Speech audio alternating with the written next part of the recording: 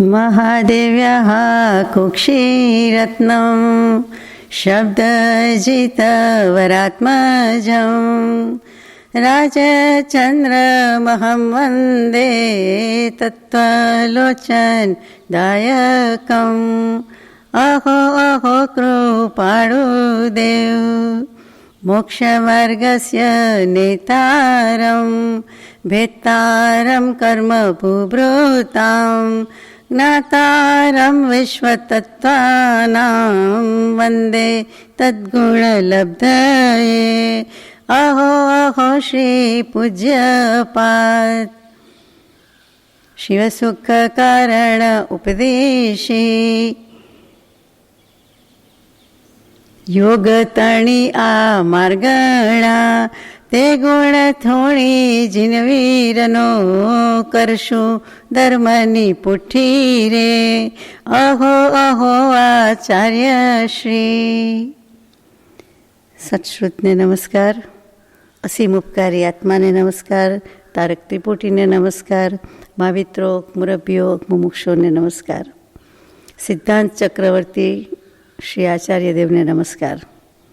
પરમ કૃપાળુ દેવ પ્રણીત વચનામૃતજી ઉપદેશ નોંધ 15 અંતર્ગત ચોથું શ્રુત શ્રી ગોમટસારજી, તેમાં યોગ માર્ગણામાં આપણે થોડું વિચાર્યું, થોડું આગળ યથાશક્તિ પ્રયાસ કરીએ।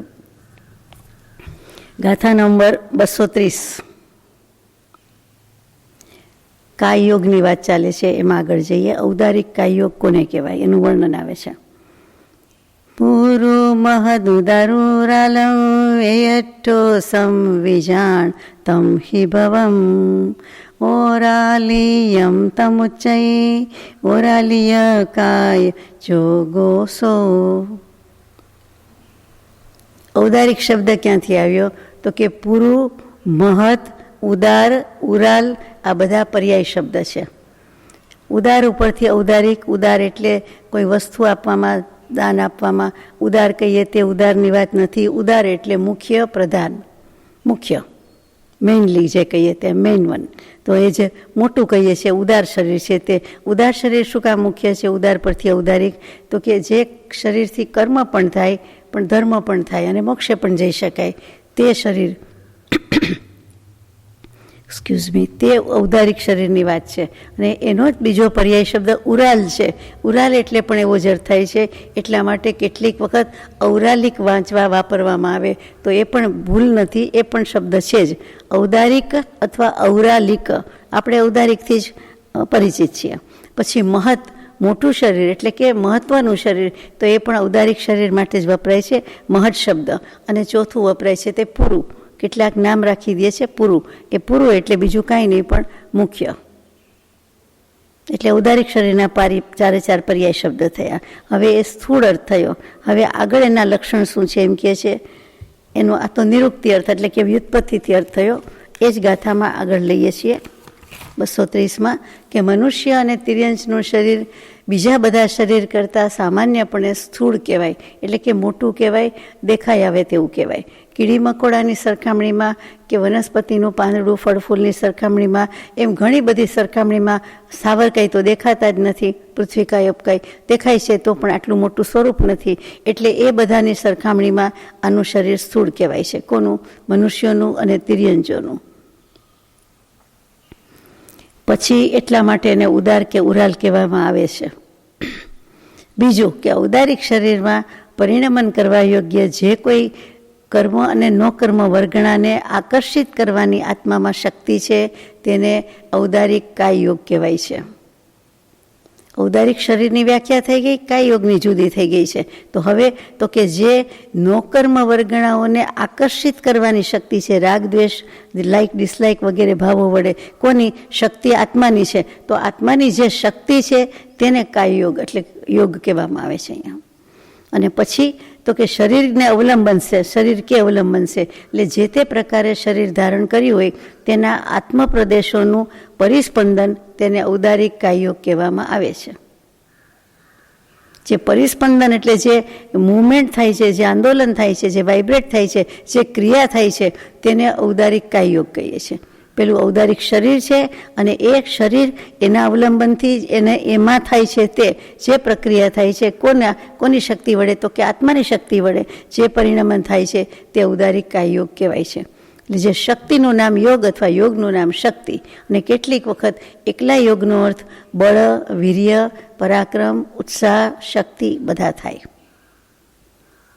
વીર્ય ઉપરથી આપણે વીરતા કહીએ, આ તો યોગના અર્થ થાય છે. આ બધા એવો યોગ નથી એટલે એવો જોગ નથી એમ નહીં, તે વખતે પણ એવો યોગ એટલે એવું બળ, એવી શક્તિ, એવું પરાક્રમ, એવું સામર્થ્ય એવું અમારામાં છે જ નહીં. જેમ ભગવાન કે તમ જીવોમાં ઉલ્લાસ નથી કે ઉલ્લાસમાં વીર્ય નથી, ત્યાં શું ઉપાય થાય? એવી રીતે આપણને કહી દીધું છે. ચાલો આગળ જઈએ. એટલે પરિસ્પંદનનું નામ અહીંયા યોગ કેવું છે, પણ શક્તિ છે એને યોગ કીધું, અને પરિસ્પંદન એટલે ક્રિયા જે થાય છે તે પરિસ્પંદન છે. આગળ આ જ અનુસંધાન આગળ આવ્યા કરે એટલે સમજવું જરૂરી છે, અને એટલીસ્ટ યાદ રાખવું જરૂરી છે. ગાથા નંબર 231.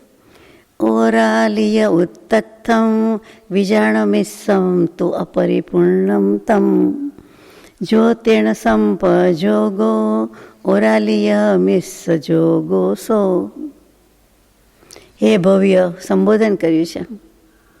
તું એવું સમજ કે જે ઔદારિક શરીરનું સ્વરૂપ પહેલાં કહ્યું છે તે શરીર એટલે કે આખું શરીર જ્યાં સુધી પૂરેપૂરું થતું નથી ત્યાં સુધી તે મિશ્ર કહેવામાં આવે છે. એટલે તે વખતના યોગને ઔદારિક મિશ્ર કાય યોગ કહેવાય છે. દૂધમાંથી દહીં જામ્યું નથી ત્યારે દૂધેય નથી, દહીંય નથી, છતાં જે બોલવું હોય તે બોલીએ, પણ એમ કે મેળવણ પડી ગયું છે, હવે એ મિક્સ થઈ ગયું છે, હવે એ દૂધ બીજા કામમાં ન આવે, એ દૂધ રહ્યું નથી, એકલું દૂધ નથી. એવી રીતે એકલું દહીં પણ થયું નથી. એક વખત ટચ થઈ ગયું, મિક્સ થઈ ગયું તો કે મિશ્ર છે, મિશ્રણ છે. એનાથી યાદ રહી જાય કે ઔદારિક શરીર બનવાની શરૂઆત થઈ ગઈ છે, પરંતુ બધી રીતે પૂર્ણ થયું નથી. તો એ વખતની જે પ્રક્રિયા, એ વખતનો યોગ એ ક્યાં જાય? તો કે એને કહેવાય તો છે તો કે ઔદારિક મિશ્ર કાય યોગ. એવું જ વૈક્રિય મિશ્ર આવે, એવું જ આહારક મિશ્ર આવે, એટલે ત્રણેય સાથે સમજાઈ જાય છે.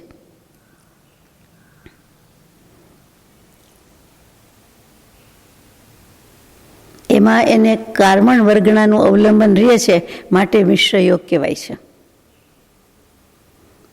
ઔદારિક મિશ્ર કાય યોગ તો એમાં એકલી ઔદારિક વર્ગણાથી થતું નથી, પણ ત્યાં કાર્મણ વર્ગણા કર્મ એનું અવલંબન રહે છે, હજી છે, એટલા માટે એને મિશ્ર યોગ કહેવાય છે.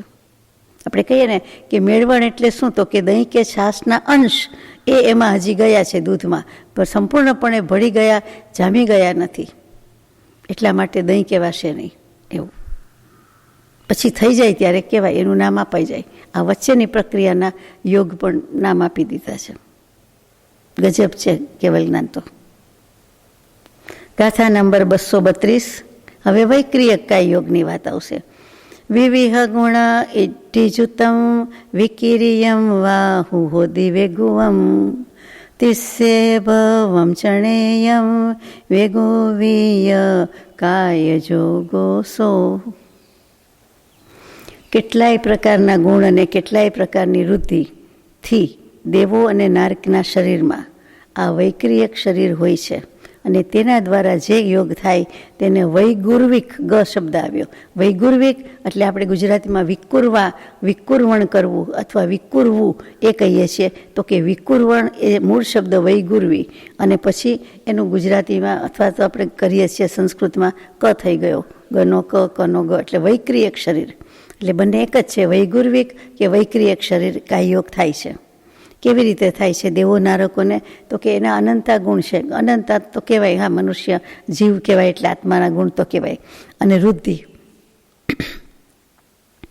એક્સક્યુઝ મી, અહીંયા ગુણ એટલે લક્ષણ છે, અને લક્ષણ દેવ કોને કહેવાય? નારક કોને કહેવાય? એના લક્ષણ છે, તે બધા લાગુ પડે, અને એની વૃદ્ધિ છે. કેટલાક દેવોનું લક્ષણ ડ્રાઇવિંગ જ કરવાનું છે, એનું જોબ એ જ છે. કેટલાક દેવો તો કે અસુર કુમાર એ કુતૂહલ પ્રિય છે, જિજ્ઞાસુ છે. કેટલાક ક્રીડા જ કર્યા કરે છે. વ્યંતર દેવ એકદમ કુતૂહલ પ્રિય છે, એટલે સળી જ કરે, કૂવામાં જાય ને, સ્મશાનમાં જાય ને, પીપળા ઉપર જાય ને, ફરતા હોય, ફરતારામ એકદમ જ. અને કેટલાક હિમાલય પર જાય છે, એટલે કોઈને મળી જાય તો નવાય નહીં. તો કે એટલું બધું દેખાવું દેખાય નહીં એટલે ખબર ન પડે. એના જેવા પર્વતની જાતિમાં કિમપુરુષ નામના છે, અને વ્યંતરદેવમાં પણ કિન્નર કિમપુરુષ કહેવાય છે, એટલે મહોરગ પણ કહેવાય છે, ગંધર્વ, યક્ષ, રાક્ષસ, ભૂત, પિશાચ, આ બધા વ્યંતરદેવ. તો એમાં જે કિમપુરુષ છે એ મનુષ્યોની પર્વતની જે ટ્રાઇબલ કહે છે ટ્રાઇબ, એમાં પણ એનું નામ કિમપુરુષ જ છે. એટલે શક્ય લાગે, અને દેખાવમાં અડધા રાક્ષસ જેવા અડધા મનુષ્ય જેવા, થોડા જુદા, ઘણા જુદા તો પડે છે, પણ અગેઇન એ મનુષ્ય જ છે, એ દેવ નથી. દેવ હોઈ શકે નહીં, એમ આવી શકે નહીં, અને આપણને દેખાય નહીં એ રીતે. તો દેવો અને નારકો કરે છે શું? તો કે એને 8 રિદ્ધિ સિદ્ધિ મહિમા અણિમા બધી કહીએ છીએ. કઈ 8 સિદ્ધિ છે? તો કે એ જ રુદ્ધિની વાત છે. વધારે રુદ્ધિ શબ્દ બોલાય છે, કોઈ વાર સિદ્ધિ બોલાય છે. તો એ જે રુદ્ધિ રિદ્ધિ કે સિદ્ધિ છે તે અણીમાં અણુ જેટલું રૂપ લઈ શકે, મહીમાં મોટામાં મોટું 14 લોક જેવડું લઈ શકે, આખા લોકમાં વ્યાપી જાય એટલું. પછી લઘુ હળવું લઈ શકે, પછી હળવા મળવું એટલે આંકડાના રૂ કરતાંય હળવું લઈ શકે, એક રજકણ કરતાંય હળવું લઈ શકે, અને ભારે તો કે ક્યાંયથી કાંઈ ઉપડે જ નહીં ને ગમે તે કરો ને એટલું વજનદાર પણ થઈ શકે, લઈ શકે છે. પછી ઈશિતા ને વશિતા, કોઈને ઈશ વશ બધા ઉપર રાજ ચલાવી શકે છે, જે જોઈએ તે ગમે ત્યાંથી લઈ આવી શકે, નો મેટર વોટ. એવી રીતે જેવું ઈશપણું છે, અધિકારીપણું, ઐશ્વર્ય છે, એટલું જ વશિતા, કોઈને વશ કરી જાય છે. ગમે તે હોય ને ત્યાં, ગમે તેવા સકંજામાં હોય ને એને ઉપાડી જવું હોય કે હરણ કરવું હોય એટલે રમત વાત છે. દેવ છે, ગમે એ રીતે લઈ જાય, ખબર ન પડે કે આટલું પેક લોક હોય તો ક્યાં જાય. આ હિસાબે દેવોય ચોરી કરતા હશે, કરી શકતા હશે. અપહરણ કરીને આપણે સારો શબ્દ મૂકી દીધો, ચોર જ કહેવાય ને વળી. આ લોકની વસ્તુ લઈ જાય, પોતાના સિવાયની બધી લઈ જાય, કાંઈ પણ તો કરી શકે છે, અથવા એક જગ્યાએથી બીજી જગ્યાએથી લઈ આવી શકે છે. પછી કયું આવ્યું? પ્રાપ્તિ ને પ્રાકામ્ય, તો કે ગમે તે વસ્તુ જગતની લોકની પ્રાપ્ત કરી શકે છે, જેવું જોઈતું હોય તેવું.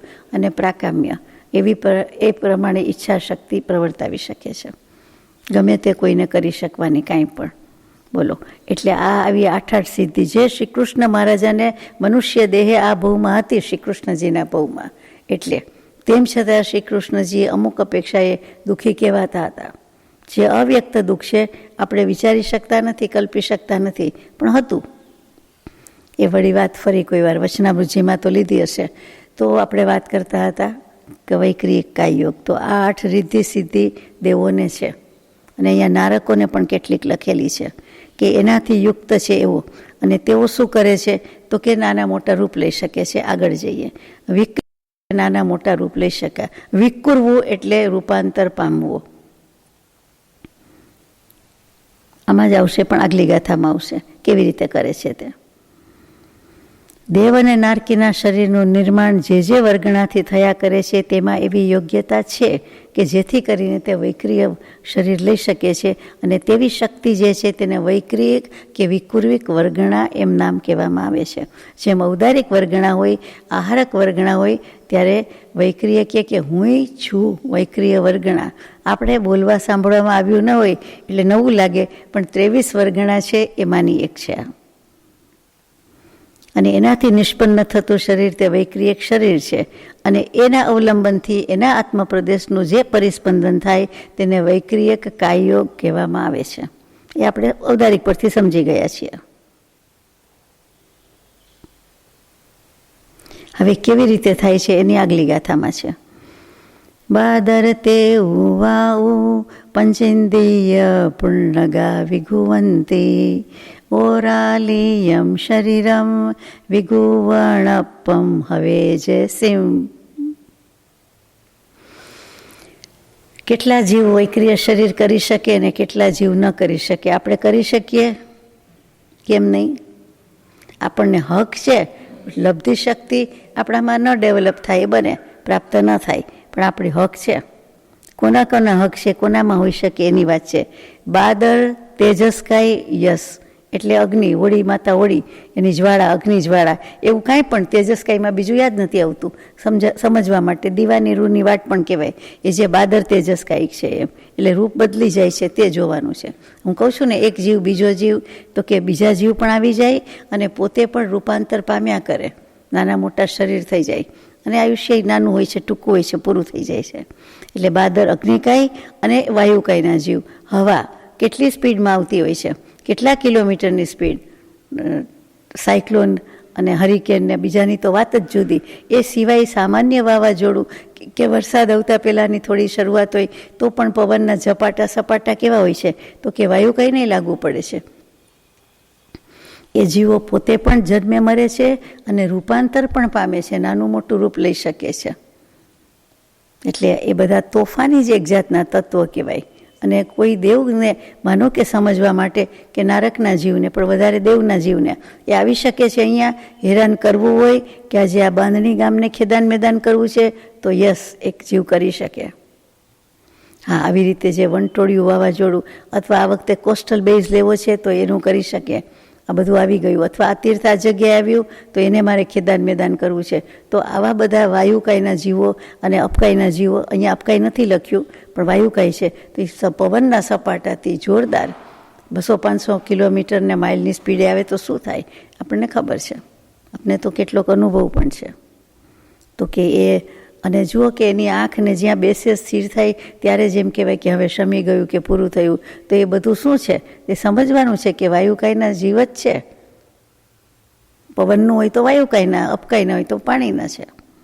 એટલે કેટલી બધી શક્તિ રહેલી છે. આમાં પાણી નથી આવતું એ કહી દઉં. આમાં અગ્નિકાય અને વાયુકાયના જીવને જ હક છે કે શક્તિ છે. પછી સંઘની પર્યાપ્ત તિર્યંચ અને પંચેન્દ્રિય મનુષ્ય, એટલે અસંગની ન ચાલે, સમૂર્છિમ ન ચાલે, પણ સંઘની તિર્યંચ એટલે આ ગાય ભેંસ કૂતરા બિલાડા બધા જ વળી ખિસકોલી ગરોડી બધા જ, એને પણ એનામાં શક્તિ છે રૂપ બદલવાની. અને સાથે સાથે મનુષ્ય આપણામાંય શક્તિ છે. હવે મેઇન રોડ ઉપર હાઈવે ઉપર ગાય બેસી ગઈ હોય અને ગમે તેટલા હોર્ન મારો તો બધી નથી જ જતી, એટલી સ્થિરતા એનામાં આવી ગઈ છે. અને 5 મારાની છે એટલે બધું નો પ્રોબ્લેમ, બેઠા છીએ શું કરશો.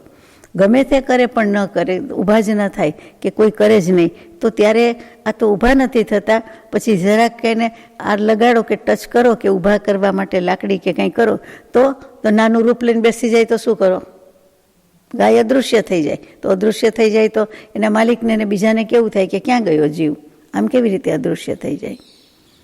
પણ એનામાં એ ફેરવવાની શક્તિ હોય તો એ નાનું રૂપ લઈને બેસી જાય અથવા ખસી જાય. કરી શકે છે, મનુષ્ય કરી શકે છે. પછી ભોગભૂમિના તિર્યંચ અને મનુષ્ય પણ, આપણે આ કર્મભૂમિની વાત કરી પણ ભોગભૂમિના મનુષ્ય તિર્યંચને પણ લીધા છે કે પોતે આ રીતે કરી શકે છે. ઔદારિક શરીર છે અને એમાં આ યોગ્યતા હોવાથી વિક્રિયાની ક્રિયા થઈ શકે છે. વિક્રિયા એટલે વિવિધા ક્રિયા, વિવિધ પ્રકારની, અનેક પ્રકારની, જાત ભાતની, રંગબેરંગી કેમ તરે તરે કે આ કરી શકે છે.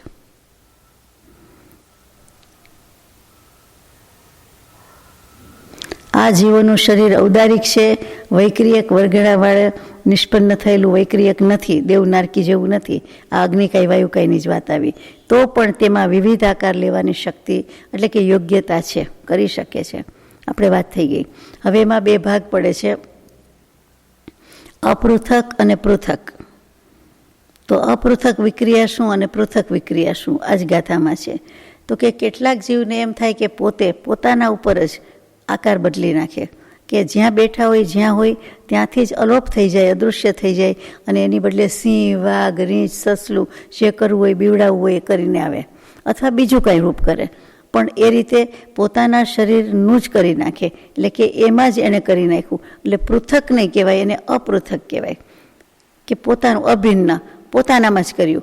બીજા કેટલાક એવા હોય કે પોતે ત્યાં ને ત્યાં બેઠા રહીએ કે જે કરતા હોય પણ બીજાને દેખાડ્યું છે, કરી બતાવવું છે, એટલે કે હું તો અહીંયા જ છું પણ એના ઘરે કે એની બીજી પ્રોપર્ટીમાં કે બીજી જગ્યાએ પોતે પણ હાજર થઈ શકે, થઈ જાય, રૂપ લઈ શકે અને ત્યાં એમ કહી આવે તો એ કે મને તો મળ્યા હતા, મને તો આવું કહ્યું. તો કે એ વખતે તો અમે સ્વાધ્યાય ભક્તિ માતા ક્યાંથી હોય તમારી પાસે, તો કે રૂપ લીધું હશે, અમારી પાસે પણ હતા, તે વખતે જ હતા. એટલે કે પોતાનામાં ને પોતાનામાં રૂપ લઈ શકે અને પોતે ત્યાં ને ત્યાં હાજર રહીએ પણ બીજા રૂપ પણ લઈ શકે. અહીંયા બેસીને આપણે કહીએ કે ચાલો પોપટ થઈ ગયા આપણે જ, અને પોપટ થઈને ઉડી ગયા કે સામે હિંચકા ખાઈ કે આંબાની ડાળ હોય તો ત્યાં કેરી ખાવા માંડી જાય અને લોકો જુએ તો કે આ જ જીવ છે. એટલે કે પોતે પોતાનામાં વિકુરવી શકે અને બીજું નવું રૂપ પણ કરી શકે, બંને શક્તિ હોય છે. એટલે અપૃથક અને પૃથક એ બંને વિક્રિયા કરી શકે છે. હવે કેટલાક અપૃથક કરી શકે ને કેટલાક નથી કરી શકતા. તો કે ભોગભૂમિના અને ચક્રવર્તી છે એ પૃથક વિક્રિયા કરે છે. એટલે પૃથક એટલે અલગ, જુદી. એટલે કે પોતે ત્યાં ને ત્યાં હોય પણ પોતાનાથી અલગ કરી શકે. ચક્રવર્તી ગમે ત્યાં જતા હોય પણ પોતાનાથી જુદું બધું રૂપ લઈ શકે, કરી શકે છે. એ જાણીતી વાત છે, ચક્રવર્તી પરથી સમજાઈ જાય. એવું જ ભોગભૂમિના જે કોઈ છે તે ભોગભૂમિના મનુષ્યો જન્મેલા અને તિર્યંશ એવી રીતે કરી શકે છે, પોતે ક્યાંક ને બીજે ક્યાંક. પરંતુ અગ્નિકાય ને વાયુકાયના છે એમાં એવું કંઈ આવતું નથી. એ અપૃથક, એ પોતે ને પોતે જ રૂપાંતર પામે છે. પોતાનો જીવ બીજું રૂપ લઈ શકે છે, પોતાના પર જ, પોતાના એ જ શરીરમાંથી લે છે એવું, અને પેલું બીજું શરીર બનાવી શકે છે. એટલે બંનેની લબ્ધિ શક્તિમાં ફરક પડ્યો કે એક પોતાનામાં કરે, બીજો બીજામાં કરે. બંને પોતપોતાની રીતે અગત્યના છે. આગળ જઈએ, ગાથા નંબર 234. વેગુવિય ઉત્તથમ વિજાણમિસમ તુ અપરિપૂર્ણમ તમ જ્યોતિર્ણ સંપજોગો વેગુવિય મિસ જોગો સો. વૈગુર્વિકનો અર્થ તો બતાવવામાં આવી ગયો છે કે જ્યાં સુધી વૈક્રિય શરીર પૂર્ણ ન થાય ત્યાં સુધી તેને વૈક્રિયક મિશ્ર કહેવામાં આવે છે. અને ત્યાં સુધી પછી એની સાથે યોગનું જોડાણ થાય, એટલે કે આત્મપ્રદેશોના પરિસ્પંદનની ક્રિયા શરૂ થઈ જાય એટલે વૈક્રિયક મિશ્ર કાય યોગ કહેવાય છે. વિકુર્વ્ય અને મિશ્ર અને પછી કાય યોગ, 3 વસ્તુ. ઉત્પત્તિના સમયથી અંતર્મુહૂર્ત સુધી કાળમણ શરીરની સહાયતાથી વૈક્રિયક શરીરની વર્ગણા દ્વારા યોગ થાય છે. ત્યારે એને વૈક્રિયક મિશ્ર કાય યોગ કહેવાય છે. એટલે કાય શબ્દનું અહીંયા કારમણ લીધું, એટલે કારમણ કાય યોગ. કારમણ એટલે બીજું કાંઈ નથી, કર્મ પ્રદેશ, કર્મ પૂદગલ, એના પરમાણુ એ કાયા. કર્મ એ જ કાયા, કર્મની કાયા એટલે કારમણ કાય યોગ છે. તો શરીર, ઔદારિક શરીરમાં જ એ કારમણ. આગળ જઈએ, ગાથા નંબર 235. આહારક કાયયોગનું નિરૂપણ આવે છે. ઔદારિક વૈક્રિય થઈ ગયું, હવે આહારક આવે.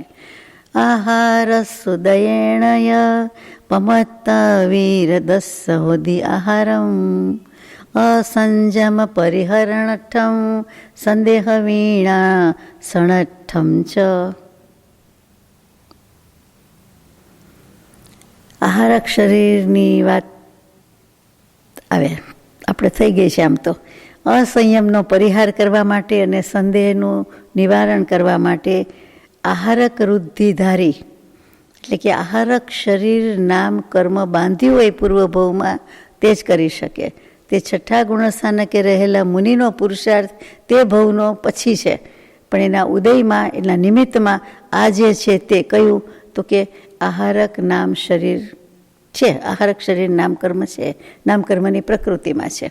એ બાંધ્યું હોય તે જ કરી શકે છે. એટલે કે પૂર્વે એવું કંઈક કરી નાખ્યું છે તો થાય છે. તો કે એવા આહારક વૃદ્ધિના ધારક 6ઠ્ઠા ગુણસ્થાનવર્તી મુનિનું આહારક શરીર નામકર્મના ઉદયથી આહારક શરીર બને છે, થાય છે. કારણ 2 આપ્યા, અસંયમનો પરિહાર અને સંદેહનું નિવારણ. આ શરીર એટલે કે આહારક શરીર જીવનભર એની સાથે હોઈ શકતું, રહી શકતું નથી. એનો કાળ અંતર્મુહૂર્ત જ હોય. શરૂ થાય, પૂરું થાય ત્યાં સુધીમાં બધું અંતર્મુહૂર્ત જ. જે કંઈ કામ કરવાનું હોય, પ્રયોજન પૂરું થાય એટલે આપણે જે કંઈ કાર પ્લેનમાં બેઠા એટલી વાર એણે કામ આપ્યું, પછી વાહન જુદું ને આપણે જુદા, આપણે ઘરમાં ને બહાર અને જ્યાં હોય ત્યાં પાર્ક કર્યું હોય ત્યાં, તો કે આપણે જુદા એ જુદા. એવી રીતે આહારક શરીરની વાત પૂરી થઈ ગઈ. એમ પાછું બીજી વખત જવું હોય ત્યારે બનાવી શકે, એટલું જ અગત્યનું છે. પોતપોતાના પ્રયોજનવશ પ્રમત્ત મુનિ આ પ્રમાણે ઉત્પન્ન કર્યા કરે છે. એટલે 1થી વધારે વાર કરી શકે છે. 2 પ્રયોજન કયા? અસંયમનો પરિહાર, સંદેહનું નિવારણ. તો અસંયમ શું કહેવાય ત્યાં? તો કે આજુબાજુના તીર્થ વગેરે રહેલું છે, કેવલી ભગવંત, શુદ્ધ કેવલી ભગવંત બિરાજમાન હોય, પણ ડિસ્ટન્સથી ઘણું દૂર હોય એટલા માટે જતા ન હોય. ઔદારિક શરીરથી જઈ શકાય તેવું ન હોય. નજીક હોય, પોતાના જ એરિયામાં હોય તો પણ જેમ પગપાળા જઈ ન શકાય તેમ આ ઔદારિક શરીરથી ન જઈ શકાતું હોવાથી તો આહારક શરીર કરવાનું ફરજ થાય છે, કરવું પડે છે. અને એ કરવાની આળસ આવે, આપણી ભાષામાં પ્રમાદ થાય, એટલે એ સંયમ ન કહેવાય, એ અસંયમ કહેવાય. ત્યાં પ્રમાદ કહેવાની બદલે અસંયમ શબ્દ વાપર્યો કે એટલો અંકુશ નથી પોતાને ઉપર, એટલે પ્રમાદ ઉપર અંકુશ નથી, નિયમન નથી, એટલે કે સંયમ ઉપર નથી, એટલું સંયમમાં ઘટાડો છે, ઓછું છે. એટલા માટે એ અસંયમ કહેવાય, એટલે કે પ્રમાદ કહેવાય. અને એ બળ ઘટાડવા માટે, એ જવા માટે, એ આળસ ખંખેરવા માટે આ શરીર બનાવે છે. અને પછી તીર્થના દર્શન વંદના કરે છે. તીર્થંકર દેવના 3 કલ્યાણકમાં પણ ટેસ્ટથી પહોંચી જઈ શકે છે. 3 કલ્યાણક એટલે જન્મમાં ન હોય મેરુ પર્વત પર, પણ દીક્ષામાં, કેવળ જ્ઞાનમાં એટલે તપમાં અને નિર્વાણમાં, એ 3 કલ્યાણકમાં એમને જવું હોય પહોંચી શકે છે. આ રૂપ લઈને પહોંચી શકે છે. અને બીજું કે સંદેહનું નિવારણ, કે જે કાંઈ આગળ સ્વરૂપમાં ભાનતો હોય પણ જે વિકાસ પ્રકાશ થવો જોઈએ, એટલે કે જે ધ્યાનમાં આવી જવું જોઈએ તે કેટલુંક ધ્યાનમાં આવી શકતું નથી. એટલે કે કંઈક ધ્યાનમાં એમને અંતરાયરૂપ થાય છે, બાધક થાય છે, એ ન થાય, એ કઈ શંકા છે, કયો દોષ છે, ક્યાં વાંધો પડે છે, ક્યાં અટકે છે, તો એ તીર્થંકર દેવ સુધી અગર કેવલી ભગવંત, અગર શ્રુત કેવલી ભગવંત પાસે જઈને નિવારણ કરી આવે છે. એમાં કંઈ નાની મોટી વસ્તુ ન હોય કે આના 5 ભેદ કે 6 ભેદ, એવો સવાલ ન હોય. 8 કે 12 ભેદ એવું ન હોય. અથવા આ કંઈ બીજા નાની વાત લાગે તો સ્થૂળ લાગે, પણ કંઈક મોટી જ શંકા હોવી જોઈએ કે જેથી કરીને નિવારણ થઈ જાય અને એમનો આત્માની પ્રગતિ કે ઉન્નતિ કે શ્રેણી માંડવા સુધીનો પુરુષાર્થ પણ પછી કરી શકે. 7મેથી ટૂંકમાં આગળ જાય, 8મે, 6ઠે કે 5મે ન આવે, એમ પ્રગતિના પંથે થઈ શકે. પણ આહારક શરીર નામ કર્મનો ઉદય હોવો જોઈએ અને મુનિ હોવા જોઈએ. એટલે કે 6ઠે ગુણસ્થાન વર્તી મુનિ હોવા જોઈએ. 4થા ગુણસ્થાનવાળા મુનિ પણ ન ચાલે, એને આહારક શરીર નામ કર્મ હોય જ નહીં. એટલે કે આહારક શરીર મુખ્ય વાત થઈ ગઈ, એને બાંધેલું છે, એ આગલા ભોગમાં જ બાંધ્યું હોય તો જ થાય. અને પ્રમત્ત અવસ્થા હોય તો જ થાય. એટલે કે 7મા ગુણસ્થાનકે ન થાય, 6ઠામાં હોય ત્યારે જ.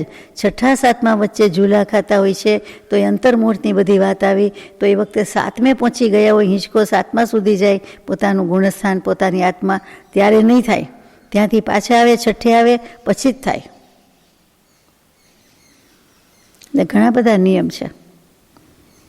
હવે એ કઈ અવસ્થામાં અને કયા પ્રયોજનથી થાય છે એને પાછું વધારે સ્પષ્ટતા કરે છે.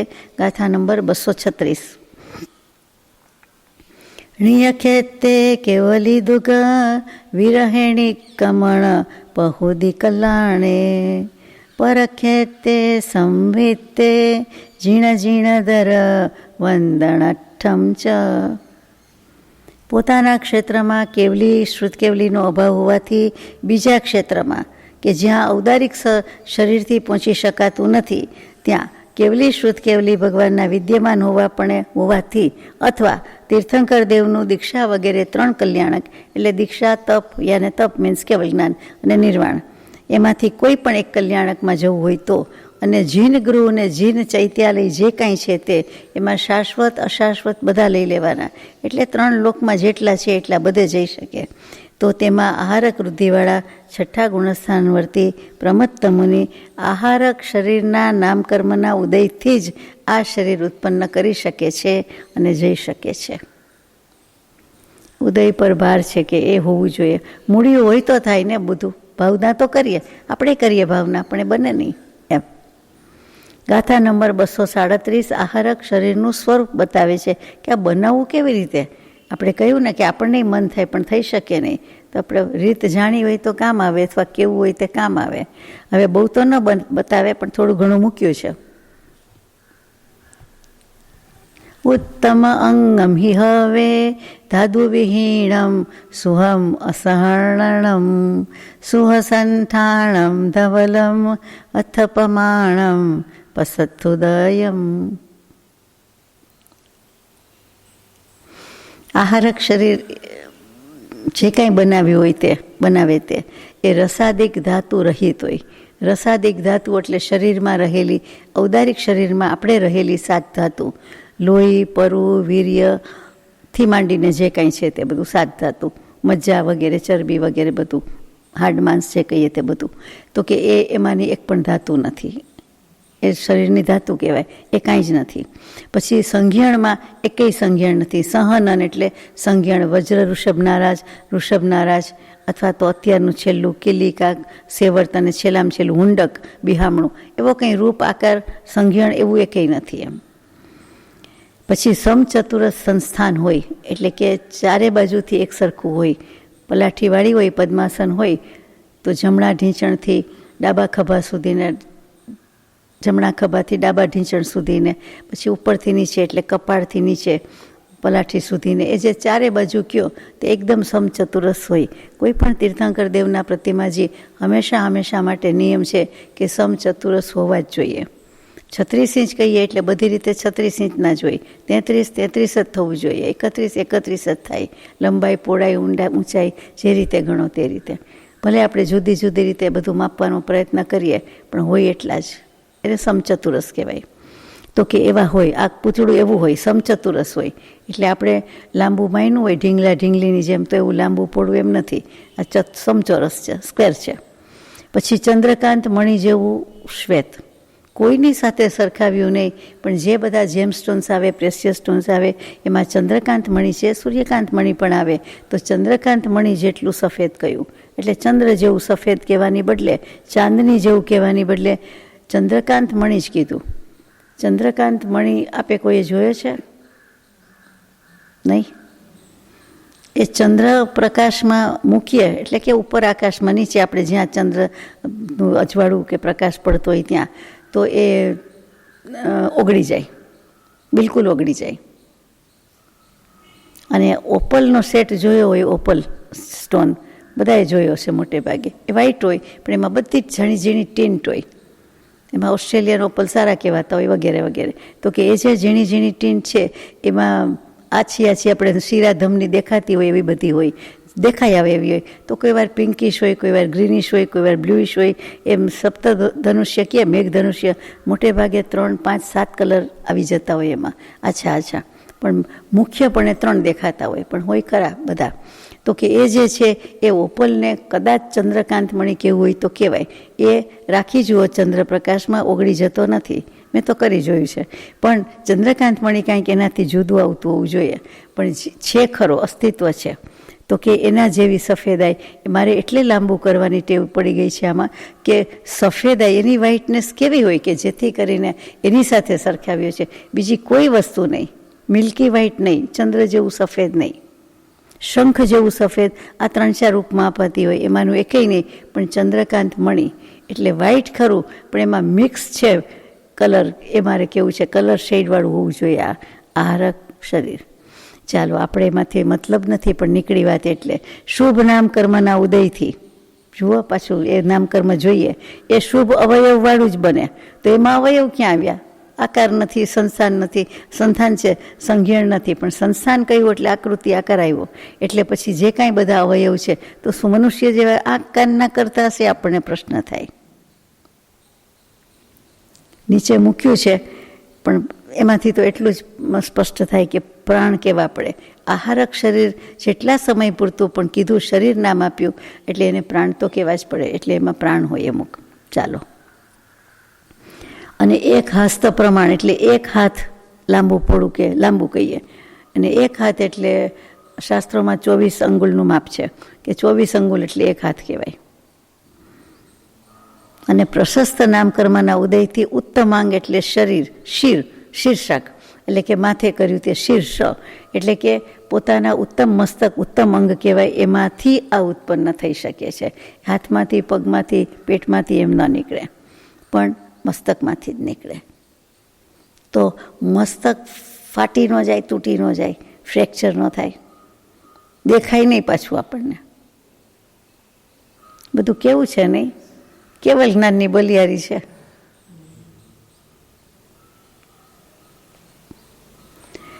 બ્રેઇન હેમરેજ કહે તો ત્યારે કેટલીક વિધિ કરે પછી જ ખબર પડે ને છે. કેટલાક બાહ્ય લક્ષણથી ખબર પડે જેવું થાય તેવું, અને પછી કેટલીક વિધિ કરે, સ્કેનિંગ ને MRI ના અંતે ને બધું, તો પછી કે હા બ્રેઇન હેમરેજ. તો દેખાતું તો છે નહીં, તેમ છતાં કે ને કે અહીંયા બ્લડ ક્લોટ છે કે અહીંયા થઈ ગયું છે આમ તેમ. તો જો આપણે કાંઈ બીજું જ્ઞાન નથી તોય આટલું શોધી શક્યા હોય તો ભાઈ કેવલી પ્રભુ તો નથિંગ બટ નોલેજ જ છે, જ્ઞાન સ્વરૂપ જ છે, આખો લોક જ એનું, આખી દુનિયા જ જ્ઞાન સ્વરૂપ છે. તો પછી બધું દેખાય જ ને, હોય જ ને, એમાં સવાલ જ નથી. કહી શકવાની મર્યાદા આવે છે, જોઈ શકવાની મર્યાદા આવે, પણ માનવામાં મર્યાદા નથી આવતી. આપણે માની લેવામાં, શ્રદ્ધા કરવામાં કોઈ ફરક નથી, કાંઈ આંતરું નથી, કોઈ અંતરાય નથી, એ પોતે જ કરવાની છે. એટલે આપણે માનીએ ને કે આવું હોય, આહારક શરીર હોય જ ને, શાસ્ત્રોક્ત છે, આ બનાવીને ગયા છે બધા, લખ્યું છે તો હોય જ ને, સવાલ જ નથી. ગાથા નંબર 238. આહારક શરીરનું જઘન્ય અને ઉત્કૃષ્ટ કાળ કેટલું હોય તે હવે આવે છે. ઔવાગાદિયંતો મુહૂર્ત કાલઠે દે જહણી દરે પજ્જતિ સંપૂર્ણે મરણમ પી કદાચે સંભવઈ. આહારક શરીર કોઈને નુકસાન પહોંચાડી શકે અથવા કોઈ બીજું, આપણે નહીં તો બીજું કોઈ આહારક શરીરને નુકસાન પહોંચાડી શકે? તો કે ના. એ વ્યાઘાત એટલે આઘાત, પ્રહાર, ચોટ, ફેંકવું, મૂકવું, બાળી નાખવું, મારી નાખવું, કાંઈ પણ કરી શકે નહીં. કરે તો ક્યારની ચોરી થઈ ગઈ હોય ને, કાંઈ થઈ શકે નહીં, કોઈથી નહીં, એને મારીએ ન શકાય. એ પોતે બીજાને કાંઈ કરી શકે નહીં. એક નંબરનું નિરુપદ્રવી છે, પવિત્ર છે, એને કાંઈ ન હોય. એને તો ન હોય સમજાય, પણ બીજો કાંઈ તો કે બીજાની શક્તિ બહારની વાત છે, એટલે એ કાંઈ કરી શકે નહીં. મોટે ભાગે તો દેખાતું જ નહીં હોય. પણ એમ કે કોઈ 3 લોકમાં, અવકાશમાં, આકાશમાં એને કોઈ પંખીડું મળે, કોઈ પહાડ મળે, કોઈ ટોચ મળે, કે કોઈ જાતનું કાંઈ એક્સિડન્ટ થાય કે કાંઈ વાહન મળે બીજું, કે કાંઈ ન થાય તો કે ન થાય, કાંઈ ન થાય. એ કેટલી લબ્ધિ શક્તિવાળું કહેવાય. તો કે એને કોઈ વ્યાઘાત પમાડી શકે નહીં, પોતે વ્યાઘાત રહી જ છે, બીજાને વ્યાઘાત પહોંચાડી શકે નહીં. વ્યાઘાત એટલે આ જ ચોટ, પ્રહાર, ઘા કે મૃત્યુ, કંઈ થઈ શકે નહીં. બીજું કે એટલું બધું સૂક્ષ્મ છે કે વજ્ર પટલને પણ છેદી ભેદીને જઈ શકે. વજ્ર ઇન્દ્ર મહારાજાનું સૌથી બળવાન હથિયાર આજે પણ કહેવાય છે, કે જે હથિયાર આપણે હજી શોધી શક્યા નથી. તો એવું વજ્ર જેવું, એમ તો કે એટલું હોય સ્ટ્રોંગ. એટલે કેટલું સ્ટ્રોંગ હશે, એમ થાય કે કેવું લોઢું, કેવું પોલાદી, કેવું બનાવ્યું હશે. તો કે એની આરપાર પણ આ આહારક શરીર જઈ શકે. પછી જઘન્ય અને ઉત્કૃષ્ટ સ્થિતિ બંને અંતર્મુહૂર્ત જ છે. તે 2 સમય 9 સમયથી માંડીને 48 મિનિટમાં 1 સમય ઓછો, એટલી વારમાં વિધિ બધી પૂરી થઈ જ જાય. કેટલીક વખત કોઈ કહે કે કોઈ 8 દિવસ રહીને આવ્યું, અઠવાડિયું રહીને આવ્યું, તો એ બહુ ગળે ઉતરે તેવી વાત નથી. 48 મિનિટમાં પાછું જઈ આવી શકે છે. બીજી વાર, ત્રીજી વાર ગયું હોય એ માની શકાય, પણ એકસાથે જઈને અઠવાડિયું રહ્યું કે 2 દિવસ રહ્યા કે થોડો ટાઈમ વધારે રહ્યા, એમ આપણાથી કહી શકાય નહીં. આ નિયમ પ્રમાણે શાસ્ત્રોક્ત રીતે વાત ગળે ઉતરે તેવી નથી. અને છેલ્લું કે આહારક શરીર પર્યાપ્તિ. શરીર પર્યાપ્તિ છે ને એક જાતની, ભૂલી ગયા પર્યાપ્તિ? 6 પર્યાપ્તિ: આહાર, શરીર, બીજી જ પર્યાપ્તિ, પછી ઇન્દ્રિય, શ્વાસોચ્છ્વાસ, ભાષા અને મન. જેવું આહારક શરીરની પર્યાપ્તિ પૂરી કરે છે અને ત્યારે જ એનું આયુષ્ય પૂર્ણ થતું હોય તો એ દેહત્યાગ પણ થઈ શકે છે. પ્રમત્ત મુનિનો લબ્ધિની ક્રિયા, લબ્ધિ ફોરવવાની ક્રિયા એ ચાલતી હોય ત્યારે, એટલે કે એ પ્રોસેસ દરમિયાન પણ એ આયુષ્ય પૂરું થતું હોય તો પૂરું કરી દે છે, કરી શકે છે, થઈ જાય છે. ટૂંકમાં બીજું કોઈ કારણ નથી, માત્ર આયુક્ષય, આયુષ્ય કર્મનો ક્ષય થાય છે. બોલો, આવું પણ થતું હશે ને તો જ લખ્યું છે. અને એ પણ નિયમમાં આવી ગયા કે તે સમયે દેહ છૂટે તો શું, જેમ સમ્યક દર્શનમાં પડી જાય તો શું, એ વખતે દેહ છૂટે તો શું, અથવા દેહ છૂટે ત્યારે કયું ગુણસ્થાનક, અને પછી જે પ્રમાણે ગતિ હોય એ પ્રમાણે ગુણસ્થાનક, એ બધી વાત જેમ આવે છે તેમ આમાં પણ એવું જ લાગવું પડે કે એનું મરણ પણ થઈ શકે છે. કેવું કહેવાય, આપણે કંઈ આખી જિંદગી સાધના કરતા હતા, છેલ્લે આમ થયું તો કે સારું જ કરવા જતા હતા, ભાવ સારો હતો, છતાં લબ્ધિ ફોરવવી એટલે જાય તો પ્રમત્ત યોગમાં, તો પ્રમાદમાં ગયા એમ થાય. તેમ છતાં આત્માને એવું કર્મ બંધાઈ ગયું હોય આહારક નામ શરીર, એટલે એને આહારક શરીર નામ કર્મ, એટલા માટે એને તે ભવે એવો ઉદય આવે, એવા ભાવ થાય. અને આપણે સમજીએ છીએ તે ન સમજતા હોય પણ તેમ છતાં એવું દર્શન કરવા જવાનું મન થાય, અથવા તો એવો સંદેહ થાય ને મારે નિવારણ કરવું છે. જો એ સમજતા જ હોય કે લબ્ધિ ફોરવવાથી આટલું મને નુકસાન છે, તો શા માટે કરે? પણ તેમ છતાં એવા ભાવ આવી જ જાય છે, એવું ઉત્કૃષ્ટ કંઈક એવો ભાવ જ કહેવાય, અધ્યવસાય આવી જાય એટલે પહેલાં ઉદય વશાત આવી જાય છે, નિમિત્તાધીન થાય છે કે એનો ઉદય છે આહારક શરીર નામ કર્મ બાંધવાનો, એટલે એવા ભાવ થઈ જાય છે. નહીં તો શું કામ કરે હાથે કરીને? એ ઉદયને હિસાબે એવા ભાવ વધારે આવે છે કે મને શંકા છે, મારે નિવારણ કરવું તો જ મજા આવે, મારે જાણવું જ છે, પૂછવું જ છે. અને એ વસ્તુ તો આપણે સમજી શકીએ છીએ, આપણામાં એ વૃત્તિ છે કે ગમે તેમ આનો ફેંસલો કે નિવેડો કે નિકાલ કે ઉકેલ કે લાવવો છે, આનો જવાબ જોઈએ જ છે મને, એટલે ગમે તે પ્રયાસ કરે. એ રીતે કદાચ કરી શકતા હોય, એને કરવાનું મન થતું હોય. અને એવી જ રીતે દર્શનનો તીવ્ર અભિલાષ થાય, મારું એમ કહેવાનું છે. પહેલાં આળસ કરી, અસંયમ લાગ્યો, પછી એટલું અભિલાષ થાય કે અરે હું કેવો દિન કિંકર અપરાધી અહીં બેઠો છું, જઈ શકું તેમ છતાં હું જતો નથી, એમ કરીને પછી ઉપડે. એટલે જતા હોવા જોઈએ. પણ મરણ પણ આવી જાય તો એ તો આયુષ્ય પૂરું થાય તો ગમે ત્યાં આવે, એ તો ખોટું જ થાય ને, નુકસાન જ થાય ને આમ જોવા જાવ તો. આ તો આપણે વિચારી રાખ્યું હોય તો ભવિષ્યમાં કદાચ કામ આવે. આપણે કાંઈ કોઈ વાર દીક્ષા નહીં લઈએ જ ને, દીક્ષાનો ભાવ તો હોય જ ને, મુનિપણાનો હોય જ ને. આપણા શ્રાવકના 3 મનોરથમાં આવે કે પંચમહાવ્રત ક્યારે પાલન કરું, ધારણ કરું, પછી ક્યારે અંત સમય આલોચના કરું, અને બીજું શું આરંભ પરિગ્રહનો ત્યાગ કરું. તો એ તો આપણને ભાવ હોય જ ને. મુનિધર્મ યોગ્યતા મુનિની હોય કે નહીં, પણ ભાવ તો હોય જ કે નહીં. શ્રાવકના 3 મનોરથમાં મૂક્યું છે એટલે મનોરથ તો હોવું જ જોઈએ ને. આગળ જઈએ, ગાથા નંબર 239. આહારક કાયોગનો નિરુક્તિ અર્થ હવે બતાવે છે, વ્યુત્પત્તિથી અર્થ શું થાય એમ. આપણે તો આહાર એટલે જમવાનું જ ગણી લીધું છે. આહારદિ અણેણ મુણી સુહમે અથે સયસ સંદેહે ગત્તા કેવલી પાસમ તમા આહાર ગો જોગો. 6ઠ્ઠા ગુણસ્થાનવર્તી મુનિને સંદેહ થવાથી પોતાના શરીર દ્વારા કેવડી પાસે પહોંચે છે, ત્યારે સૂક્ષ્મ પદાર્થોનું આહરણ કરે છે. આહરણ એટલે ગ્રહણ. આહરણ ઉપરથી આહાર શબ્દ આવ્યો છે, એટલે આહાર એટલે આપણે ભોજન વગેરે કાંઈ પણ પદાર્થ કોઈ પણનું ગ્રહણ જ કરીએ છીએ ને, હાથમાં લઈએ છીએ, મોઢામાં મૂકીએ છીએ, એટલે ગ્રહણ તો થયો જ ને. પછી બીજી વાર પાછું ગ્રહણ કરીએ છીએ, એમાં ત્યાગ નથી આવતું, ગ્રહણ જ છે. તો કે અહીંયા પણ આહારક શરીર બનાવવા માટે સૂક્ષ્મ પદાર્થોનું એ આહરણ કે ગ્રહણ કરે છે.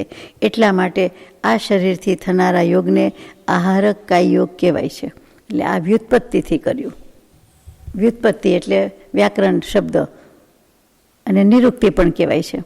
શાસ્ત્રોમાં નિરુક્તિ કહે, આપણે વ્યુત્પત્તિ કહીએ છીએ. શબ્દ તોડી ફોડીને કરવો, અર્થ કરવો તે. તો કે આહરણનો અર્થ કર્યો, આ વત્તા રૂ, આહરણ એટલે ગ્રહણ કરવું. કર્મ વર્ગણ આપણે આહાર કરીએ છીએ, તો એનો આહાર કરીએ જ છીએ, ગ્રહણ કરીએ છીએ. એટલે જે પરમ કૃપાળુદેવે બોધ વચન 5માં પહેલું મૂક્યું, આહાર કરવો નહીં, એટલે કંઈ પણ ગ્રહણ કરવું નહીં. કયું? આહારે કરવું અને કર્મ ગ્રહણ કરવા નહીં. સમયે બાંધીએ છીએ તે ન બાંધવા. હવે આહારક મિશ્રક યોગની વાત આવે છે. 240મી ગાથા. આહારય મુત્તથમ વિજાણમિસ્સમ તુ અપરિપૂર્ણમ તમ જો તેણ સંપજોગો આહારય મિસ્સ જોગો સો. આહારનો અર્થ તો અહીંયા આવી ગયો આગળ. હવે આહારક મિશ્ર કેવી રીતે કહેવાય? તો કે અપર્યાપ્ત કાળમાં જે કંઈ આહારક વર્ગણા છે તે ઔદારિક શરીરની વર્ગણા સાથે મિશ્ર થયા કરે છે. તે સમયે આત્મપ્રદેશોનું જે પરિસ્પંદન છે તે અપરિપૂર્ણ શક્તિ સહિત થયા કરે છે. પૂર્ણ નહીં, અપરિપૂર્ણ એટલે મિશ્ર કેવું છે, એટલે એને મિશ્ર કહેવાય છે. જે પહેલી વખત આવ્યો એ જ દૃષ્ટાંત, ઔદારિક વૈક્રિય આહારક. આપણે દૂધ દહીંથી સમજ્યા તે કે બરાબર મિક્સ નથી થયું. બીજી રીતે પણ થાય. પાણીમાં ખાંડ ઓગાળી હોય, પછી ઓગળતી ન હોય, વાર લાગતી હોય. કોક ઓગળી જાય દેખાય, પછી વાર લાગે, પછી આપણે જોઈએ, પછી એમ થાય કે હવે મિક્સ થઈ ગઈ. તો ત્યાં સુધીનો જે સમય છે ત્યાં એને મિશ્ર કાય યોગ કયો. સમજાય તેવી વાત છે. હવે 241મી ગાથા કર્મણ કાય યોગની વાત આવે છે. કમ્મેવય કમ ભવમ કમ ઇયમ જો દૂતેણ સંજોગો કમ ઇય કાય જોગો ઇગી વિગત ગ સમય કાલે સુ. નાનાવરણ વગેરે 8 કર્મોનો સમૂહ અથવા કર્મણ શરીર નામ કર્મના ઉદયથી જે કાંઈ થાય છે તેને કર્મણ યોગ અથવા કર્મણ કાય કહેવામાં આવે છે. યોગની કર્મણ કાય. કર્મોનું શરીર, કર્મોનું પૂતગલ પરમાણુ એટલે શબ્દથી વ્યાખ્યા મૂકી કે જ્ઞાનાવરણ વગેરે જે કંઈ 8 કર્મોનો સમૂહ છે એટલે કર્મ છે. અને એને કર્મણ શરીર નામ કર્મનો ઉદય છે. જેમ પેલો ઔદારિકનો હતો, વૈક્રિયનો હતો, આહારકનો હતો, તેજસનો નથી આવ્યો. તો કે એના ઉદયથી જે કાંઈ થાય છે તેને કર્મણ કાય કહેવામાં આવે છે. તેજસનો એવો ઉદય જ નથી, એટલે તેજસ કાય યોગ ક્યાંય આવે જ નહીં. અને તેના દ્વારા જે થતું હોય તે કર્મનું આકર્ષણ, એ જે શક્તિ છે, જે આત્માની શક્તિ વડે આત્મપ્રદેશોમાં પરિસ્પંદન થાય છે તે યોગ કહેવાય છે. આપણને ખબર છે. એટલે એનું નામ કર્મણ કાય યોગ થયું. એકલા કર્મો પછી કર્મણ કાય કેમ કીધી? તો કે આ પ્રમાણે ગ્રહણ કરે છે માટે શક્તિ નામ કર્મના ઉદયથી, અને પછી શક્તિ દ્વારા પરિસ્પંદન થાય છે એટલે એને યોગ કીધો. એટલે કર્મણ કાય યોગ. અને એ યોગનો સમય મૂક્યો છે 1, 2 અથવા 3 સમય સુધી જ થાય છે.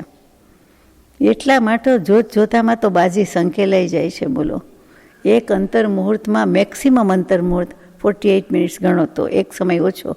એટલામાં તો 3 લોકમાં જઈ આવે, ક્યાંય પણ જવું હોય તે જઈ આવે, લઈ આવે, દર્શન કરી આવે, સમજી આવે, મૂકી આવે અને પાછા આવી જાય. તો આ હિસાબે આપણે કમ્પ્યુટર યુગમાં હોવા છતાં બહુ પાછળ છીએ હજુ. નહીં, એટલી સ્પીડમાં તો જતો નથી કાંઈ. વિગ્રહ ગતિમાં અને કેવલી સમુદ્ઘાતમાં 3 સમય સુધી આ કર્મણ કાય યોગ હોય છે, પરંતુ બીજા યોગો માટે એવો નિયમ નથી. અહીંયા સરસ વાત આવી કે કયા કયા કાય યોગ ને કયા યોગ આ સમુદ્ઘાતમાં હોય છે તેનો પણ ખુલાસો થયો કે 3 સમય સુધી જ હોય અને આ કર્મણ કાય યોગ હોય છે. ફરીથી વિગ્રહ ગતિમાં એટલે આપણે જાણીએ છીએ કે જે વળાંક લેવાના આવે તે વધુમાં વધુ 2-3 વળાંક જ હોય. અને બીજું કેવલી સમુદ્ઘાતમાં એમાં 3 સમય એટલે સમયની બલિહારી છે. બધી ખૂબી એના ઉપર છે. પછી તું શબ્દ આવ્યો છે, એનો પણ અર્થ કર્યો છે કે બીજા બધા યોગોની અવ્યાઘાતની અપેક્ષાએ અંતર્મુહૂર્ત અને વ્યાઘાતની અપેક્ષાએ 1 સમય સુધી અંતથી માંડીને અંતર્મુહૂર્ત સુધીનો કાળ છે. બીજા યોગો છે એ ક્યાં જાય? તો કે એના અવ્યાઘાત ને વ્યાઘાત એટલે કે બીજા યોગ હોય ન પણ હોય, મન યોગ, વચન યોગ હોય ન હોય, કેવલી સમુદ્ઘાતમાં અમુક હોતા જ નથી. એટલે યોગની અપૂર્ણતા છે એમ. એટલે આ કોઈ વખત જે સમય કીધો છે તે એક જીવની અપેક્ષા એ કહેવામાં આવે છે કે 1 સમયથી અંતર્મુહૂર્ત. પરંતુ નાના જીવો એટલે કે વિવિધ રીતે ઇન જનરલ બધા જીવોને બહુમતીની રીતે કહો તો 8 અંતરમાર્ગણા સિવાયની નિરંતર માર્ગણા જે છે તે એનો સર્વ સમય છે. આપણે સાંતર ને નિરંતર વર્ગણા હતી તો 23 વર્ગણામાંથી 8ને સાંતર કીધી, એટલે અહીંયા અંતરવાળી અંતરમાર્ગણા એને બાદ કરી દેવાની. એટલે 15 અને 8 23, એટલે બાકીની જે વર્ગણા હોય તે એનો એટલો સમય એનો કાળ કીધેલો છે. ઘણી બધી ચોખવટ મૂકી છે. આચાર્ય અમારા છે ભાઈ. હવે યોગ પ્રવૃત્તિનો પ્રકાર બતાવે છે. 242મી ગાથા.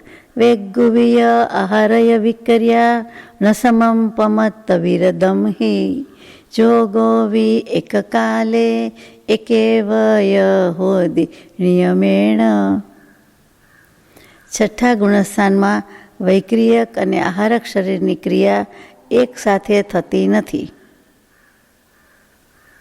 અને એક સમયમાં એક જ યોગ હોઈ શકે છે.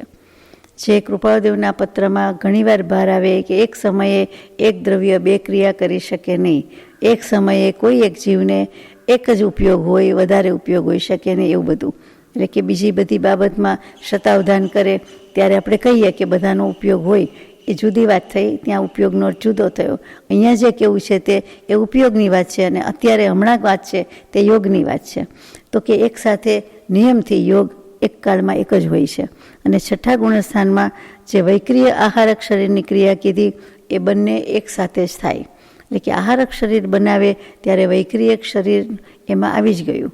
વૈક્રિય શરીર બનાવે તો ત્યારે વૈક્રિય એટલે બંને શરીર સાથે થઈ શકે. આહારક શરીર મોકલે છે તો એને રૂપ તો બનાવ્યું જ ને, એટલે વિકુર્યું તો કહેવાય જ ને, કાંઈક તો કર્યું જ ને. એક પૂતળું નવું બનાવ્યું, પોતે ત્યાં ને ત્યાં રહ્યા, નવું બનાવ્યું, પણ ક્રિયા તો વૈક્રિયક જ થઈ. એટલે એ બંને બધું એક સાથે થાય છે. એમ એક સાથે નથી થતું, આમ સોરી, એક યુગપત નહીં હોતી, થતું નથી.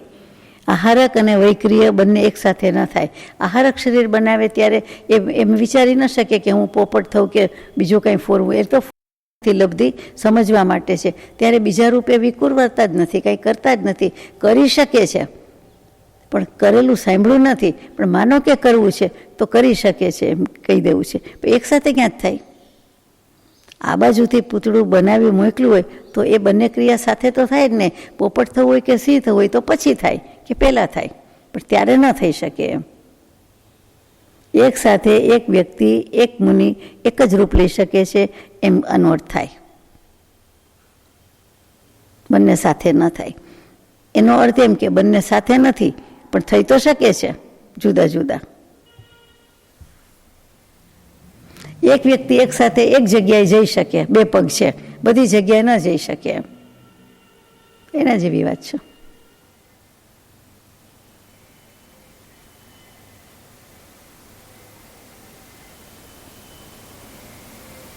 આગળ જઈએ. 243મી ગાથા. જે સિમણ સંતિ જોગા સુહા સુહા પૂર્ણ પાવ સંજણયા તે હોંતી અજોગી જીણા અણોવમાણંત બલ કલિયા. જેના પુણ્યના પાપના કારણથી શુભાશુભ યોગ જ નથી તેને અયોગી જીન કહેવામાં આવે છે. જેને હવે કર્મ જ નથી, શુભાશુભ કર્મ જ નથી, કારણ કે પુણ્ય પાપ જ નથી, તેને અયોગી જીન કહેવામાં આવે છે.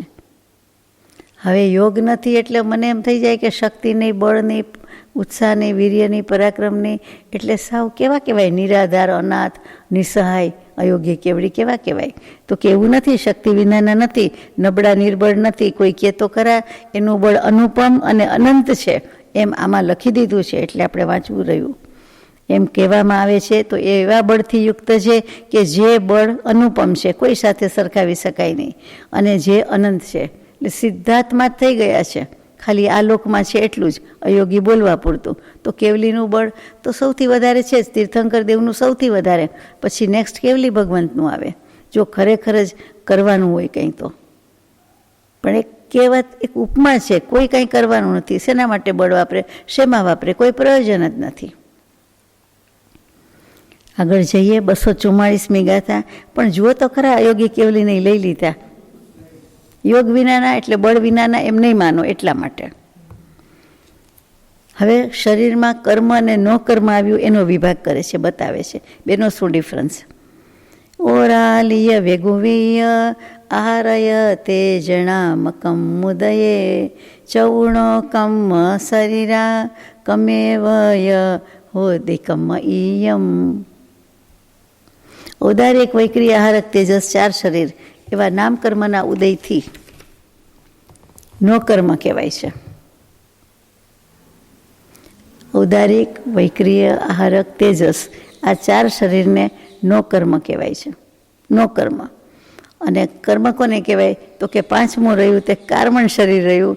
તો કે એને કર્મણ શરીરના નામકર્મનો ઉદય હોવાથી નાના વરણથી માંડીને બધા 8 કર્મો છે એનો સમૂહ તે કર્મણ શરીર કહેવાય છે. એટલે પહેલાં 4ને નો કર્મમાં લઈ લીધા. આપણે શરીર ધારણ કરવું પડે છે, એક દેહમાંથી બીજા દેહમાં જઈએ, એક જીવ બીજા જીવ તરીકે જાય તો એ ગમન તો કરે છે, એટલે શરીર લે છે તો ઔદારિક લે છે, વૈક્રિય લે છે, આહારક કરી શકે, તેજસ કરી શકે. એ ચારેયને નો કર્મ કીધા. એટલે કથનચિત કર્મ, અલ્પ કર્મ કહીએ તે નો અર્થ આગળ આવે છે, લઈએ છીએ. અને જે કાર્બન શરીર છે એ પોતે જ એ કર્મો જે કહીએ છીએ તે ભેગું ને ભેગું જાય છે આત્માની સાથે, તે કાર્બન શરીર, એને કર્મો કીધા. એને શરીર નામ કર્મનો ઉદયથી કીધું. એટલે ટૂંકમાં એને એકલું શરીર કીધું, કાર્બન કીધું, કર્મ શબ્દ આવ્યો એમાં. અને પહેલામાં નો કર્મ આવ્યો, એટલું જ મારે કહેવું છે. પહેલા ચારમાં નો કર્મ, પાંચમું કર્મ. નો શબ્દનો અર્થ મૂક્યો છે કે ઈશત, અલ્પ અને વિરુદ્ધ બંને થાય છે. અહીંયા ઔદારિક આદિ કર્મોના સહાયભૂત હોવાથી ઈશત કર્મ અથવા નો કર્મ કહેવાય છે. અને ગુણનો સાક્ષાત ઘાત કરી નાખે છે, આત્માને પરાધીન બનાવવામાં કર્મ જેવું કામ કરતા નથી, એટલે નો કર્મ. એટલે કે નો કર્મ શું છે? તો કે કર્મ જેવો એનો રોલ નથી. આત્માના ગુણોનો ઘાત નથી કરતું, આત્માના ગુણોને પરાધીન નથી કરી મૂકતા. એટલા માટે એનો રોલ ઓછો છે, એટલા માટે નો કર્મ. ને કર્મ તો ગમે એમ કરી નાખે છે, જાતભાતના છે. એકલું કર્મ એટલે તો બધું આવી ગયું. ગાથા નંબર 245. હવે સમય પ્રબદ્ધ એક નવો શબ્દ ઉમેરાય છે, એની સંખ્યા ને એની વાત આવે છે. પરમાણુ હિમ અનંત હિમ વગણ સર્ણાહુ હોતી એકાહુ તાહી અનંતા હિમણીયમાં સમય પબદ્ધો હવે એકો. અનંત પરમાણુની બનેલી એક વર્ગણા, એ તો આપણને યાદ છે.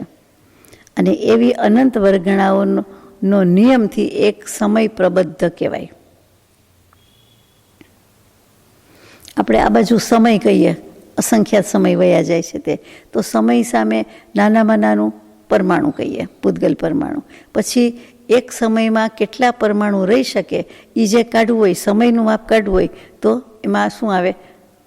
સમયનો તો બીજો એનાથી કંઈ વિભાગ પડી શકતા નથી. સમય તો કે સમય પ્રબદ્ધ, સમયમાં બંધાયેલા. નહીં સમજાયું? અનંત પરમાણુની વર્ગણા છે. પછી એ અનંત વર્ગણાઓ નિયમથી એક સમય પ્રબદ્ધ હોય છે. એક સમય પ્રબદ્ધ, એક સમયમાં જેટલી તમે પ્રબદ્ધ બાંધી શકો, આવી શકે જેટલી હોય તેટલી. આપણે કહીએ મુઠ્ઠીમાં આટલું આવે, ચપટીમાં આટલું આવે, પછી એક આટલી ચપટી કહી તો આટલું આવે. તેમાં પછી ચપટીનું સમજાય છે, એમાં એક બિંદુ જેટલામાં એક સમયનું બિંદુ, કાળનું બિંદુ, એટલે એક સમયમાં કેટલા અનંત પૂતગલ પરમાણુની વર્ગણા. તો કેવી કેટલી આવે? તો કે અનંત વર્ગણા. તો કે એક સમયમાં એટલા એક સ્પેસમાં, એક ક્ષેત્રમાં, એક પ્રદેશમાં કેટલી રહી શકે. એમ આપણે કેવું હોય તો કે અહીંયા સમયથી બાંધી છે, એટલે એક સમય પ્રબદ્ધ કહેવાય છે. અનંત પૂતગલ પરમાણુ વર્ગણા એટલે એક સમય પ્રબદ્ધ. દર વખતે અનંત પૂતગલ પરમાણુ વર્ગણા ન બોલવું હોય તો સમય પ્રબદ્ધ આવે, કે સમય પ્રબદ્ધની પાછી એની સંખ્યા હવે આવશે. એક સમયમાં જેટલા કર્મ નો કર્મ રૂપે પૂતગલ સ્કંદ આત્માની સાથે બંધાય છે કર્મ બંધ, તેટલા સમૂહને સમય પ્રબદ્ધ કહેવામાં આવે છે. એટલે વારંવાર કર્મ ને અનંત કર્મ ને બધું બોલવું, એની બદલે આગમિક શિષ્ટ ભાષામાં આ સ્ક્રિપ્ચરલ લેંગ્વેજ છે, એમાં સમય પ્રબદ્ધ શબ્દ જ વપરાય. આપણે ટેવાયેલા નથી. એકલા સમયમાં હમણાં અડધા સમય એમ જ આવે, એકલું સમય લખે નહીં. અડધા સમય એ અગાઉ વાત આવી ગઈ. એવી રીતે આવું બધું કેવું હોય ત્યારે સમય પ્રબદ્ધ આવે ને આવે. એટલે જ્યારે શાસ્ત્રોમાં બધા પારિભાષિક શબ્દોથી જ ભરપૂર હોય, ઓરિજિનલ વાંચો તો આવું જ બધું આવ્યા કરે, એટલે આપણને એમ થાય કે આ પહેલાં તો શબ્દો જ સમજવા પડશે. ખરું? ચાલો આગળ જઈએ. ગાથા નંબર 246. તાણમ સમય પબદ્ધા સેઢિય સંખેજ ભાગ ગુણિદકમાં રંતેણય તેજદુગા પરમ હોદી સુહુમમ ખુ. ઔદારિક, વૈક્રિય, આહારક આ ત્રણેય શરીરમાં સમય પ્રબદ્ધ ઉત્તરોત્તર ક્રમથી શ્રેણીના અસંખ્યાતમાં ભાગથી ગુણાકાર કરો તેટલી છે. અને તેજસ અને કાર્બન શરીરના સમય પ્રબદ્ધ અનંત ગુણા છે. ઔદારિક વૈક્રિય આહારક પહેલા 1, 2, 3 એમાં સમય પ્રબદ્ધ ઉત્તરોત્તર ક્રમથી શ્રેણીના અસંખ્યાત્મક ભાગમાં ગુણાકાર કરવાનો. એટલે પહેલાં શ્રેણી યાદ રાખવાની, પછી અસંખ્યાત્મક ભાગ, અને એ પ્રમાણે પણ અસંખ્યાતમાં આવ્યું એટલે એનો જવાબ પણ અસંખ્યાતમાં જ છે. અને બીજા બધા સમય પ્રબદ્ધ તેજસ કાર્બન શરીરના અનંત ગુણા છે. એટલે એ બંનેનો જવાબ અનંતમાં છે. પહેલા 3 અસંખ્યાત, બીજા 2 અનંત. પણ અસંખ્યાત કયા? તો કે આ શ્રેણી યાદ રાખવાની. અને પાંચેયનો ક્રમ શું? તો કે ઉત્તરોત્તર વધતું જાય છે. પહેલાં અસંખ્યાતમાં વધતા જાય છે, આ અનંતમાં વધતા જાય છે. અને પાંચે શરીરમાં વધતું જાય છે એટલે એમ કહેવાનો અર્થ એ છે કે તે સૂક્ષ્મ થતું જાય છે. ઔદારિક કરતાં વૈક્રિય, વૈક્રિય કરતાં આહારક, આહારક કરતાં તેજસ, ને તેજસ કરતાં કાર્બન.